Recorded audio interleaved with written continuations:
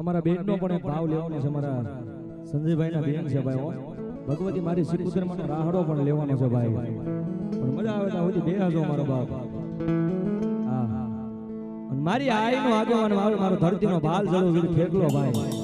એ આપણને આ રીતે આ બાજુ કઈ રીતે યાદ કરે ને મોરબી બાજુ આપણને કઈ રીતે યાદ કરે. થોડી વાર મોરબી બાજુ જાય તો આપણને કઈ રીતે યાદ કરે.